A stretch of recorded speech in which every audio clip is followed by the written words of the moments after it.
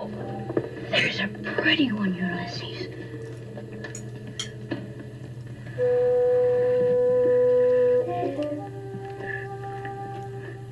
There it is.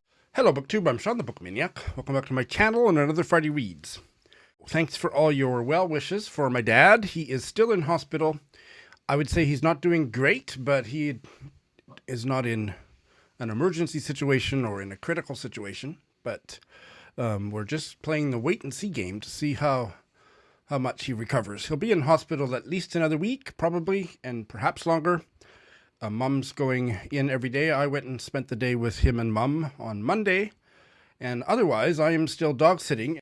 Charlie is around here somewhere, and it's probably quite stressful for him too. He's probably worried about where is Dad, and coming over here every day, and we get along great, or we had been, but starting yesterday, he's been barking a lot, and he hears or smells something, and he runs back and forth between the apartment door and the patio door, and he won't stop barking. So I've been dealing with that, but compared to what everybody else in the family is dealing with, especially my dad and my worries about Dad, that is small potatoes, but you might hear some barking in this video. So I would say that at this time, BookTube and reading is taking a bit of a backseat, not because I don't have the time, but just I'm preoccupied and stressed. It's a difficult time for our family. So I find editing videos at the end of my day extremely calming.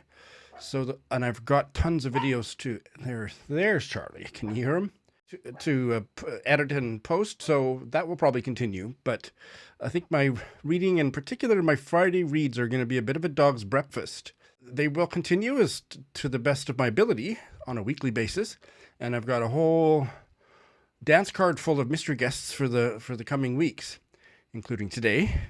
But there will be times where basically my Friday reads is a quick little check-in, talking about books for 1 minute or 4 minutes, and the mystery guest. Well, things are kind of chaotic here. I'm hoping to do a little better than that today. I also want to tell you that I had a guest, a visitor, last Saturday night. Her name is Christy Jordan Fenton. She is, I meant to have the book here, and I don't, but she is the co-author of a wonderful middle grade novel about residential schools called Fatty Legs, and that was co-authored with her late mother-in-law, Margaret Uliman Pokiak Fenton. I have a bite-sized chat about that book. Christy's been on my channel talking about another book in a bite-sized chat, but we met face-to-face for the first time and she came over, and it was just one of those things where I didn't know how we would connect, but we just fell into a intensely bibliomanic conversation. That's all we talked about. We didn't talk about anything else for 2 or 3 hours, and it was just incredible. Made one video, which you'll see eventually, and she lives in British Columbia, but she passes through Saskatoon fairly frequently, and she wants to, every time she comes to visit me, make a video about books she sees on my shelf that she wants to talk about with me. So stay tuned for a whole series of those. But in terms of everything else that was going on, having a deeply, obsessively bookish conversation that lasted for hours was just what the doctor ordered. Without further ado, I am so excited about this week's mystery guest. How excited am I to welcome the New Zealand author, Sue Orr, to my channel as this week's mystery guest, the author of one of my favorite reads of last year, Loop Tracks. Sue is joining us from her home in Wellington, New Zealand. Welcome to my channel. Thank you. It's very exciting to be here, Sean. Well, I am just thrilled. Apparently, this will be your debut on YouTube. So you've given me a real scoop. So Loop Tracks, yes. I'm also happy to announce to viewers that Sue and I are going to be having a long-form chat about Loop Tracks, so stay tuned for that. But in the meantime, yes, I just have to say, it was just an incredible novel on the social political level, and the writing was amazing, and it was so vivid. The New Zealand setting was so vividly described. The characters just jumped off the page. I think it's a little bit easier to get outside New Zealand than it was when I got my copy, but I hope it becomes more widely available because it is a gem of a novel. But did I hear something about this maybe being made into a movie? The option has been taken by a large global company, and that's Okay. about as much as I can say about that at the moment. Fingers crossed. Yeah. I mean, Yes. the subject matter is universal and certainly not restricted to the New Zealand situations, and most particularly in the United States. Oh, absolutely. So let me take a stab at just giving a elevator pitch and a description of the novel, and you can. I'm probably tempting fate to try to do this in front of the author, but I would describe the novel as it opens with the main character as a teenager in the what was the year? Because the year is pretty important for this. 1978, That's right. and Yeah. she is get her parents have put her on a plane to Australia because at that time in New Zealand, abortion was illegal. That's right. And so she has become pregnant, and this has mortified her family, and so this is the solution. And I won't say any more about that opening chapter. And then we go to around 2019, That's with right. that same character who's now a full-grown woman, and she is living with her grandson, who is an adult, maybe university age, and he 18. is 18. And is the adjective autistic appropriate to describe him, or on the Probably spectrum? on a spectrum, but He's highly on functional. highly functional. He's on the spectrum, Yeah. and then COVID descends in the middle of all that, and there's a whole bunch of stuff that I'm not going to tell you about at all because you just have to read the book. But oh my goodness, I loved it. And when you get farther into the novel, the title will lead you to a central metaphor that is just going to it's not going to make you loopy, but you're going to appreciate the layeredness of that of the title and the image of loop tracks. It's yeah, there's some stuff about music, and we could talk about this novel all day, but we're going to have a longer talk about that later. So now let's talk about what you are working on now, or maybe you have can tell us about something forthcoming that's at the press, at the publisher, or anything like that. There's nothing at the publisher as yet, but I am about a half to two-thirds of the way through a new novel. And like a lot of authors, I kind of don't want to sabotage it, but I can tell you that it just as the track centred around a moment in our social political history here in New Zealand, which was the banning of abortion in the late 70s. This novel also centres around one of those moments, a landmark moment in our social and political history, 1986, and the homosexual reform bill that happened here. And so until 1986, homosexuality was illegal. I imagine like a lot of places around the world, but the law changed and it was an enormously disrupted time in New Zealand society. So this particular year caught my attention, and then I discovered some other kind of sub-layers of what was going on in New Zealand from the 60s through to the 80s. And just as in loop tracks, language plays a big part in that novel. I will say that language, and in particular coded language, plays a big part in the work I'm working on at the moment. And might I dare to generalize and say that that plays a big role in your writing in general? Yeah. I mean, Yeah. my background, I was a journalist for 25 years in a previous life, and language has always intrigued me, what people do with language. But this new work is very much centered around coded language within the context of an entire population in New Zealand having to live secret lives, secret personal lives because of the laws around homosexuality here. There was enough to pique my interest both with the language and with the social scene that we went through from the 60s through to 86, 90, but always to the intergenerational fallout. And I was sitting last night thinking about loop tracks and this new work, and I can clearly see, and you can't often see this in your own work, but all of a sudden I thought, oh, these are the things that push my buttons, intergenerational trauma and recovery from that, language, and these little pockets of New Zealand social history that a lot of people are unaware of. Well, Sue Orr is writing a gay-themed novel. I feel like you're writing it just for me, Sue. I'm writing it with the endorsement and the encouragement of a large group of gay friends that I have here. And, I had a moment where I said, am I the right person to be writing this story? And they said, well, if you don't, no one else is going to do it, So, I've had the support and the help of this large community.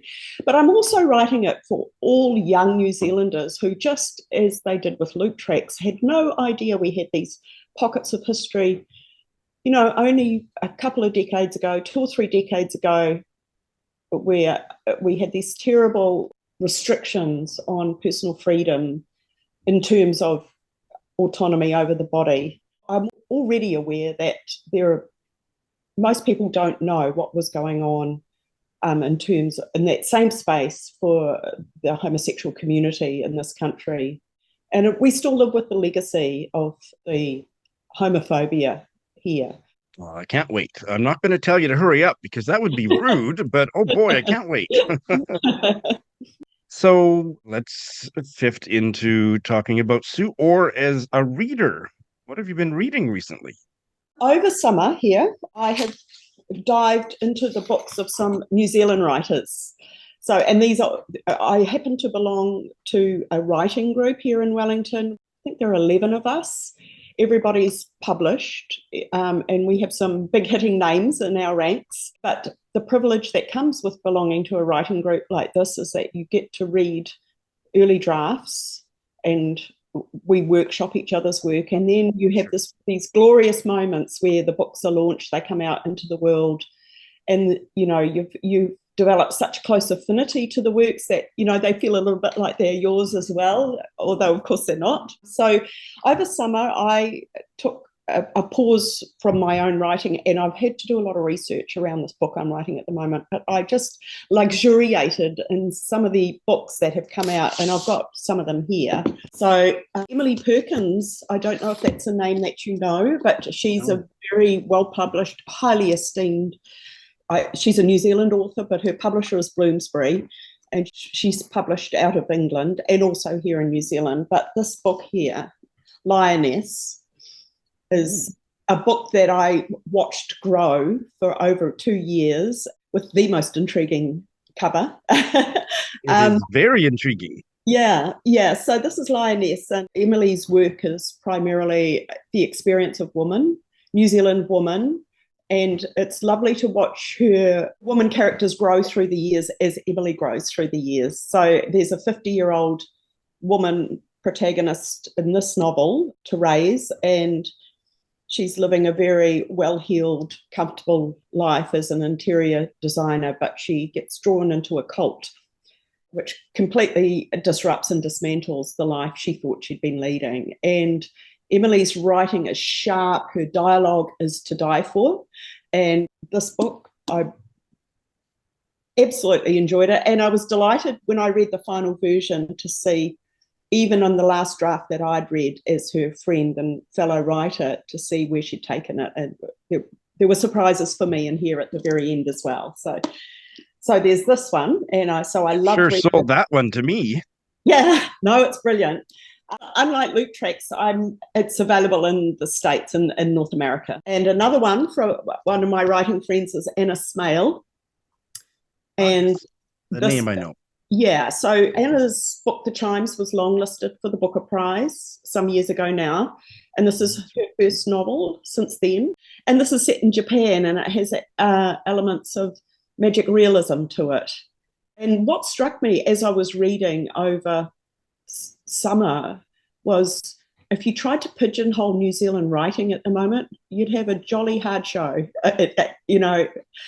This is as different, again, 2 women protagonists in this, a Japanese woman and a New Zealander living in Japan, as we do with The Lioness. But at the moment, every time I open a New Zealand book, it's an entirely different reading experience. There's nothing homogenous going on with New Zealand writing at the moment. The third one I want to tell you about is this one, Pip Adam Audition, another New I have Zealand. heard of her, and I Yeah. have heard of that book. Yes. Now everything Pip writes, it just blows your brains out, basically. You can't, it's impossible to characterize Pip's writing. And this one starts with 3 oversized giants in a space capsule heading somewhere. And that's all we know for the first 100 pages or so in the conversation. And the story runs itself backwards. So as the further you read in, you understand who they are, where they've come from, and what's going on. The thing about Pip's writing, and this has been published in the States, North America as well, so easy to get hold of. Pip's writing, it's as much how you feel about yourself when you finish one of her books and about the world as it is about the content of the book. And it's actually also almost impossible to explain that. You just have to read one of her books. And this is probably her most ambitious, this one. And every time she brings a book out, it's more ambitious than the last. So strongly recommend this one as well. Sounds like the kind of book where there's room for you to step into it and think about your own life and, go on your own journey with the book. Right. Yeah. Yeah. Pip had a background of, with myself, teaching creative writing in prisons. In Pip's introduction to this book, she says that's what this is about, the incarceration in prisons. So once you know that, you may change your opinion about what you've read, but there's room for everybody's thoughts and consideration in the reading experience of this book. Well, very, very interesting. That sounds like an intriguing group of books. So tell us about your reading personality. Are you the kind of reader that reads one book at a time, or do you read more polyamorously? Yeah, I do read one book at a time when we're talking about fiction, but there's a whole nother stack of books for research, and particularly with this new project I'm working on. And I had to bring myself up to speed in a big way before I started writing. But I've discovered, and this happened with loop tracks as well, that it's not a good idea for me to get myself so far down the research hole that you forget to actually write anything. And so I'm taking a new approach now that I've got enough of a base to have begun writing this new book, and I'm about 60,000 words in now. I'm training myself to only reach for the knowledge and the research at the moment where I need it, in order to make sure the words do actually hit the page, because I love research, and I could research day and night and then actually have nothing to show for it. So it's a little training exercise I've put myself through. Only go looking for it when you need it in the story, and that way also the story remains strong. I'm very much a character-driven writer, so all my stories start with some very strong and confusing and complex characters, and I let them drive the narrative, and they tell me when I need to stop and check something research-wise. Do your reading habits change when you're writing intensely or writing at all? Yes, they do. So sometimes I'll specifically avoid reading certain writers. It's because I'm worried about some kind of osmosis in terms of taking their talent. So I will put certain writers to one side. On the other hand, if I'm struggling, sometimes you put a work down and it goes a little bit cold, and then coming back to it is really difficult. And you remember you had a certain tone going on in what you were writing, and you're trying to claw that back again. And so I will specifically go and pick up a writer. So, for example, with Loop Tracks, the older version of the character, she's in her 50s. In my mind, she was a Olive Kitteridge type of a woman, not as old as Olive, but, that kind of cantankerous character. And prickly's the word I'm looking for. And so when I came back, when I was writing Loop Tracks, and for some reason or another, I had to put it to one side. And when I came back, I thought, where's my vibe gone? Where's the vibe? And so I went and reread Olive Kitteridge, and I was back there. It did its trick. I'm the Pump or something like that. Yeah, Yes. that's it. Yeah. And so I am a big fan of, actually, I only saw the mini series or whatever it was. It wasn't a film. It was kind of a Yeah. mini series of Olive Kitteridge, but I've seen it, I think, more than once. I loved it. I Yeah. haven't read the book, but Yeah. so I would say your protagonist, Charlie, is still very, very different from Olive Kitteridge, but I Yes. can see that there is an affinity between them. Absolutely. Yeah. Yeah. Yeah. Yeah, great. Well, let's stop talking now, and we're going to come back with a much longer chat. I feel like I could talk to you all day, but we'll stop there for now. I'm looking forward to our next chat. Sue, thanks so much for being my mystery guest. Oh, a great pleasure, Sean. And I look forward to coming back and talking again. So, how lucky was I to have the New Zealand writer Sue Orr on my channel for her YouTube debut? And stay tuned for a long form chat about loop tracks, which she and I will be meeting up to record soon, and we'll be coming to this channel soon. So, that was fantastic. So, I've been thinking about what I said last week about discontinuing the weekly highlights, and I don't want to completely discontinue it, but as much as I enjoyed pulling the excerpts from the videos and putting it all together, that was the time-consuming part. I liked doing it, but just right now, I just don't have time to fiddle with that. So I'm just going to give you an very brief oral recounting, which will take up less space in my video. And I'm going to put the videos from the previous week, since the previous week's Friday reads, they'll be linked in my show notes. And so I'll just briefly say, because I've had some really good stuff up here. First of all, the audio version of the Mooks and the Gripes podcast that I was on. Check that out, either on your podcast platform or on my channel. Wee Book Haul, of course. The first Bite-Sized Book Chats episode in a while, the 72nd episode. I'm considering winding that down after episode 75, but I certainly have enough guests, enough spots that are already recorded to keep it going at least that long. But that was a great episode. And the long chat with Elvin James Mensa went up a couple nights ago about his stunning debut novel, Small Joys. Check that out, because if I do say so myself, I think it's some of my best work. And it's ironic that my best interview, you don't see my face.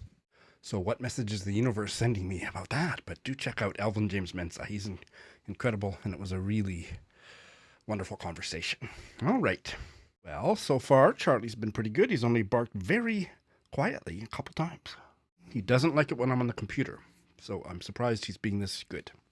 The remainder of this Friday reads, I'm just going to be kind of disorganized, and I'm realizing in retrospect that I'm missing details. I'm forgetting to mention books that I finished or started or whatever in the previous weeks, and I'm going to let go of the practice of being completist. So I have finished 3. One of them I finished the week before and forgot to tell you about, so let's start with that. I finished the Western Canadian novel that David Carpenter translated from the French about 10 days ago.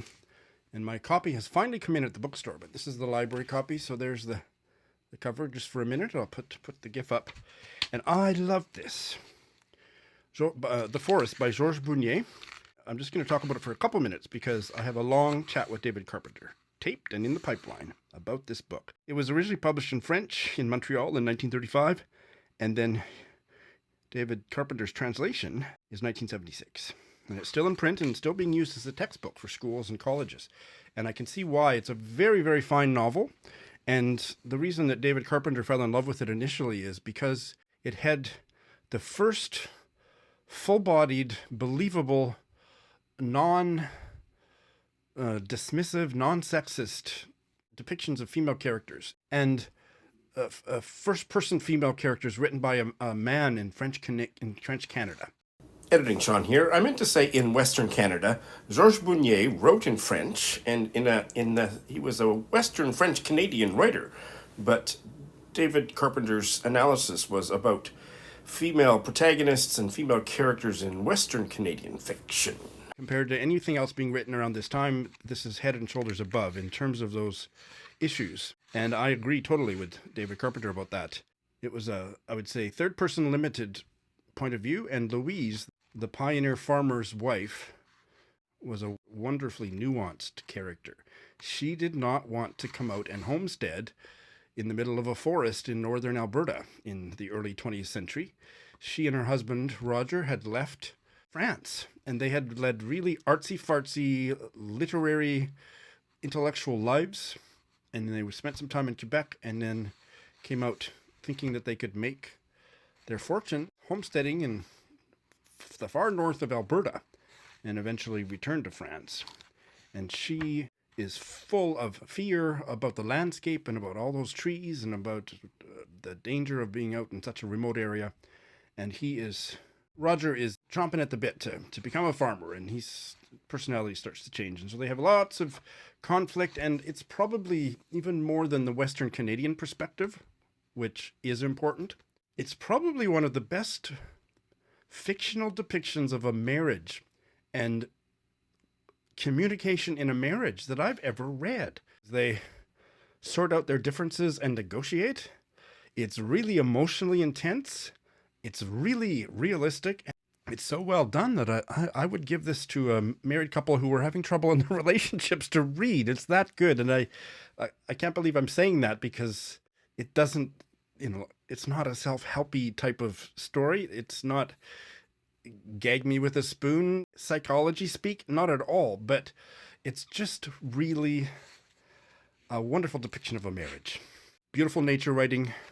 That's all I'll say. Stay tuned. It'll be a few months, because I want to have lots of space between my long chats with David Carpenter. And so this one you won't see for a while, but stay tuned for that. And I reread Small Things Like These by Claire Keegan. I have a friend, and I keep forgetting to ask her if it's okay to mention her name, but I have a dear friend who is dealing with cataracts, and she's a big reader, but she can't do barely any reading right now. So I've been reading to her every night, reminiscent of the Lindy project a few years ago. And I've been reading David Carpenter's stuff to her. And this past week, or the past 10 days, I read Small Things Like These to her. She had never read it. And so it was a reread for me, and I wanted to reread it after hearing Sharon Butala's critique of it. Sharon Butala could appreciate a lot of things about it, but she just thought it was a little bit thin. It wasn't long enough to be taken seriously, or it was basically a slightly glorified short story. And she thought, and I don't want to give short shrift to her critique, she said it with a lot more nuance than I'm paraphrasing here, but that she kind of objected to the fact that it was just a morality tale. And that made me think, and I'm still thinking about it, but my only answer to Sharon Butala, now having reread it, is I loved it even more the second time. Just so beautifully written. It's just wonderful. I loved it. That's all I have the time or bandwidth to say today, but maybe Sharon and I will have to talk about it some more. I have finished one of the first horror novels I've read in some years, although I didn't think it was a horror novel by the time I finished, called Apparitions by the Saskatoon writer Adam Pottle. This is a deaf horror novel. Adam Pottle is a deaf writer, and this story is about two deaf boys, one in particular who grew up, and it's based on true stories of being kept like a dog in a room in the basement and extremely abused by his father, to the point where he was really and truly a feral child when he escaped at about the age of, 14 or something. Then he gets institutionalized and he meets another deaf boy who is a sociopath. That's all I'll say about the plot. I love Adam Pottle's prose. I thought it was a very touching, tough story, beautifully written about this horrifically abused deaf protagonist. And I would have to say that I could have done almost completely without that second sociopathic protagonist. I didn't really connect so much with Felix was his name. The protagonist is basically unnamed, and it's complicated. You'll have to read the book. I gave it 4 stars because I was very engaged by it. I wasn't bored by the Felix sociopathic stuff. I just wasn't as affected by that. Could have done without it. But it was enjoyable is not quite the word, but I'm glad I read it.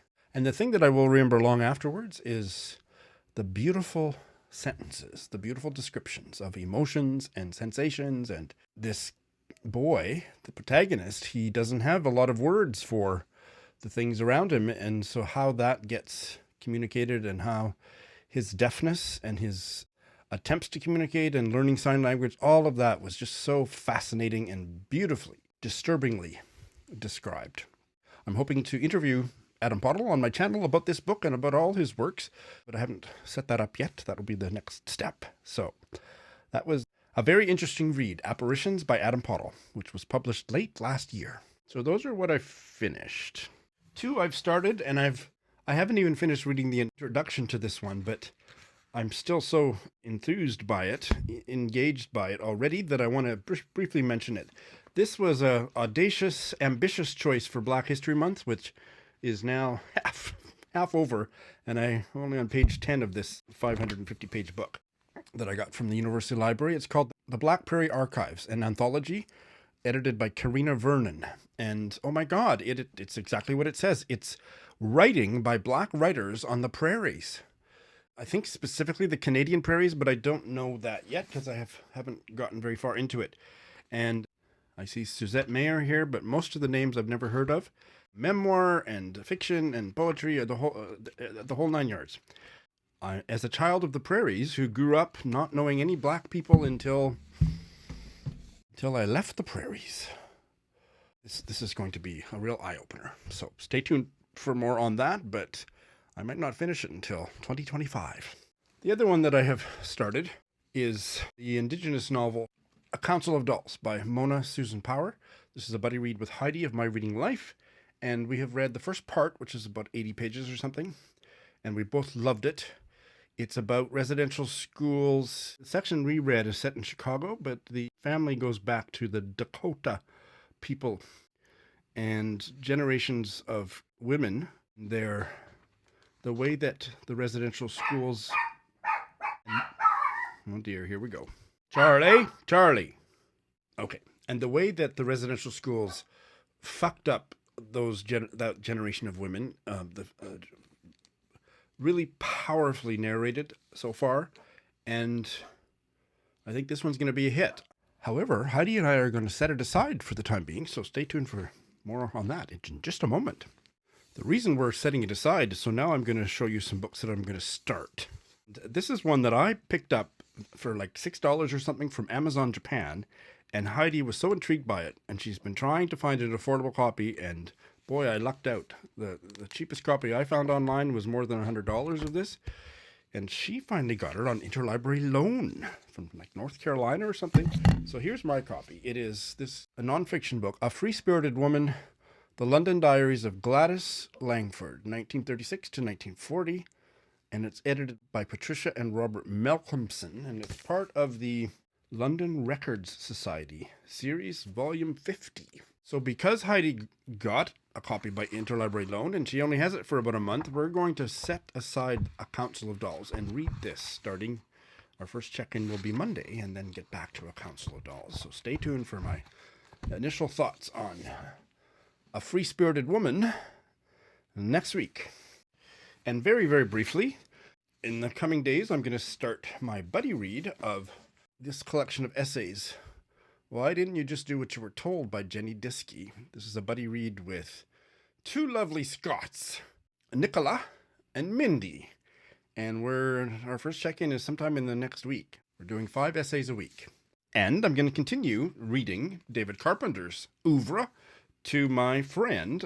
I'm reading to her every night, or basically every night, on Facebook Messenger. And this is one of... I think David Carpenter had 2 works of fiction published in 1985, and this is one of them. This is 2 novellas in one volume, Jokes for the Apocalypse. And the first novella is called Loose. And I probably have forgotten some stuff, but that's basically what's been going on. I hope things are going well with you, and thanks for watching.